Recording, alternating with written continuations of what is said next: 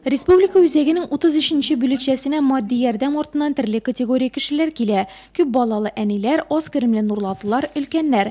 Ләкин элеккеге кебек бернинди чиратлар, озаклап көтеп торулар да юк. Килеп талон аласы да туры белгечкә керәсе. Кабул итүгә заявканы дәүләт һәм муниципаль хезмәтләр порталы аша да биреп була.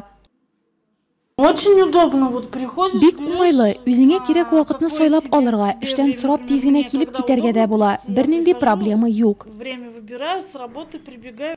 Вакытта сарыф ителмәй субсидия ташламаларның килү-килмәвен дә тикшереп карарга була ди белгечләр, альтернатив ысулның өстенлеген аңлатып.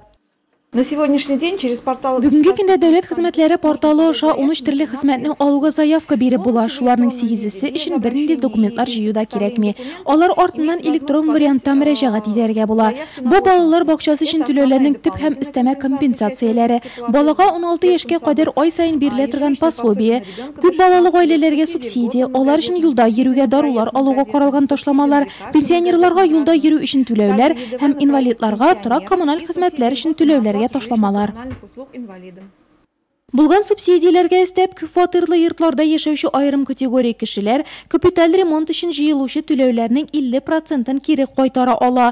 Бу беренче һәм икенче группа инвалидлар, инвалид балалары булган гражданнар, Бөек Ватан сугышы, хәрби бәрелешләр һәм хезмәт ветераннары, күп балалы гаиләләр һәм техноген характердагы һәлакәтләрдән зыян күрүчеләр. В соответствии с федеральным законодательством субсидия льготы на... Федераль закон негезендә капиталь ремонт өчен түләнгән акчаларга субсидия бары тик торак милкчеләренә генә бирелә. Аны алу өчен әгәр дә торак бердәм дәүләт реестрында теркәлмәгән булса, июньнән алып декабрьгә кадәр милкче хукукын дәлилләүче документларны безгә тапшырырга кирәк. Әлеге хезмәтне күрсәтү вакытлары һәм кирәкле документлар исемлеге шулай ук исәп-хисап квитанциясының арткы ягында бастырыла.